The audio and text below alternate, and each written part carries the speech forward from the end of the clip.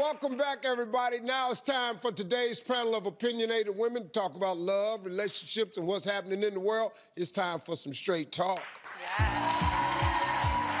Well, first up, she's a host, actress, and creator of the fitness app, Brooke Burke Body. Please welcome back my buddy, Brooke Burke. Thanks for having me back. Next, you may have seen her as Gigi from Bravo's hit show, The Shawls of Sunset. Please say hello to Golnessa. And finally, she's a television personality and a highly sought-after political commentator. Please welcome new to the show, my new friend, Dr. Wendy Osefo. All right, ladies, so let's get right to it. First topic, recently, Real Housewives of New Jersey, Teresa Giudice, was mom-shamed after she posted a photo of her 9-year-old daughter wearing a crop top on her birthday. One mom-shamer went as far of accusing Giudice of having a severe lack of morality and decency. So let's put the picture back up.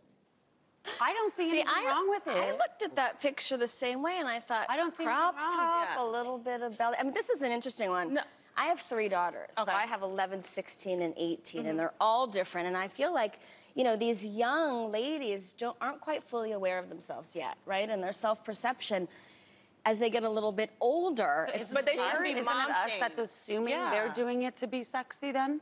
And I have 2 boys, and I wouldn't let my daughter wear that personally, but to mom shame someone is completely beyond the pale. I mean, I think there's a lot of mom shame going on anyway, but it's really about the messaging, I think, and the dialogue between mother and child. So at which age is it okay? At which age is it okay to show your midriff as a woman? Whatever age your mom who bought the clothes says is okay. No. I mean, that's very different. I'm a father. Okay. 3 boys, 4 girls. At 9, I don't see what the problem is. She threw a birthday party at her house for her daughter. Right. She's at home. Absolutely. And someone said that she was dressing provocative. Yeah, I don't see that. But I don't know what a 9-year-old has to provoke. Exactly. I mean, I'm glad you're saying that, because I used to tell my little girl, you can wear something that your older sister can't wear because she's developing. And, you know, we perceive, we're talking 9, 13, 17, it's a completely different ballgame. So I'm with you at 9. The sadness. I'm okay with that. The sadness is the sickness of some men. Yes. That's where it is. That's really the sadness of it. I see that. That's right. Is that Thank you. You see something in this photo that clearly is not there. You're right. But that's a sadness of it. But then at the same time, that's what we have to protect our children from. It's not necessarily your intent, but it becomes more of their perception. And that's why I'm okay, because it was in the comfort of her home, and her mom was a witness to that. So it is okay. Let's go to the next topic, ladies. According to a social scientific research, the visibility of your relationship on social media sites can be an indicator of how strong it is. Research indicated that people who are anxious or insecure about their relationships are more likely to go overboard sharing couples' photos. I sort of believe this, because I am from the school of thought that if something is near and dear to your heart, there's elements of that you want to protect. Yeah. If your relationship is secure, you don't need to say, oh, and then we had breakfast, and then we had lunch, and then no, we don't need to see that. That's a little excessive. No. See, I'm not that concerned about the criticism, right? Like, I'm not really concerned about the criticism. I put out there what I want to put out there. So, am I celebrating romance? Am I celebrating a beautiful moment? Is it a picture that I'm really proud of? I mean, I really think it depends on the vibe of your whole social media. Like, if you're a person that's posting your life and you're in a relationship and you're withholding something, that's what this was really about. Are you hiding? Are you exploiting? I think it depends on your personal status in life as well. You know, being a little known or whatnot. You know, I was just talking to my girlfriend about this. I was very skeptical to, like, how much my boyfriend was posting me. I'm like, oh, I don't know if you should. Like, maybe people are going to think you're thirsty. I mean, he was. But That's a whole different. But I mean, even that relationship. I like you because you just slide stuff in. You know, that be like, yeah, everybody be missing, you know, like posting like he thirsty, he was. And, you know, I be going, I caught that, you know. But I think kind of what you're saying, when you're famous, sometimes you post so you can kind of have a say-so in the narrative. Yes. Absolutely. You know what I Telling mean? a story. And that's the world y'all in now. See, that y'all in this world. Yeah. This tech world. Well, let me ask you something, Steve. In my last relationship, we met. 3 months later, he proposed. Less than a month later, we got married. 7 weeks later, divorced. So, when you feel you're that deep in a relationship, you're feeling like you want the world to know about it. You want everyone to know how much you love this new guy, and like, this is it. You've never met anyone like this.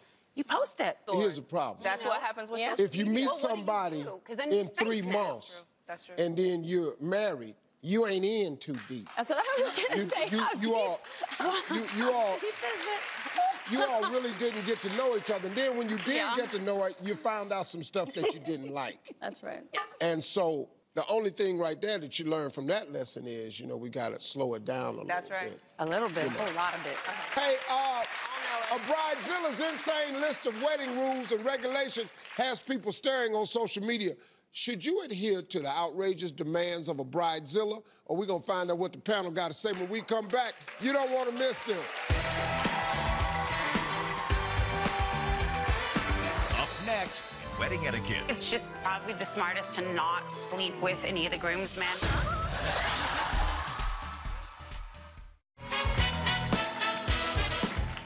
All right, everybody, we're back with today's Straight Talk panelists, Dr. Wendy Osefo, Gold Nessa, and Brooke Burke.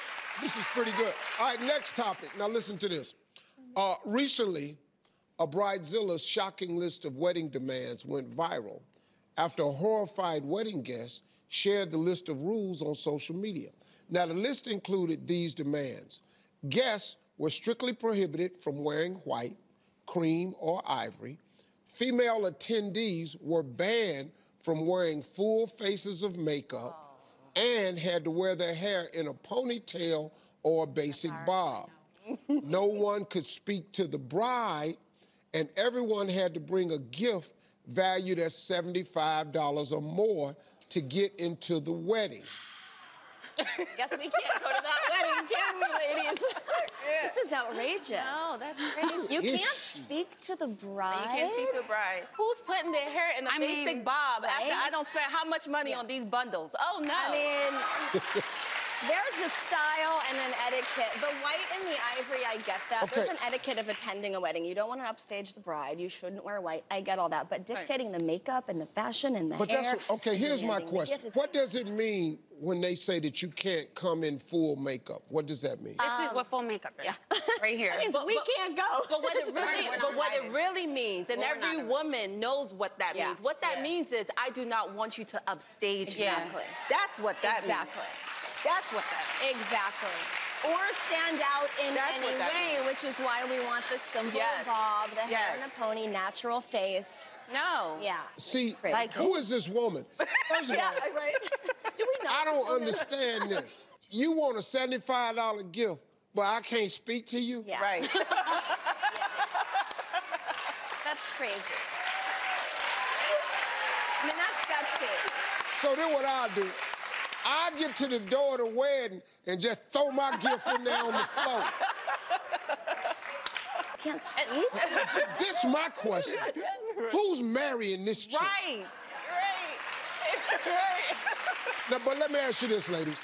Are there any wedding etiquette rules that you should always follow? Absolutely. I think so. I don't think you should wear white unless the bride asks that everyone wears white. And I also think that you should not post the pictures of the wedding on social media until the couple does. Because you shouldn't do that. Because they may want to post a professional picture first. That's courtesy. That's respect Give them that of their courtesy. That's moment. respectful. Absolutely right. Yeah. I agree with you. I don't really know. I don't like weddings very much. But I mean, I think it's just probably the smartest to not sleep with any of the groomsmen because it'll go back to, you know, your friends. And it's just like, you don't want to do that.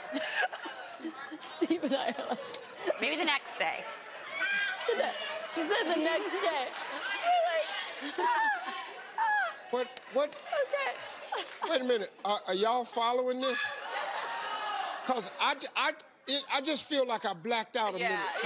I don't know where it came from. It went this way. I just feel like you shouldn't sleep with the groom right away. And I'm going, wow, your marriage did something to you. You're gonna have to call me. Thank you, ladies. Hey, when we come back, somebody in our audience is gonna win some money. Harvey's Hundreds is next.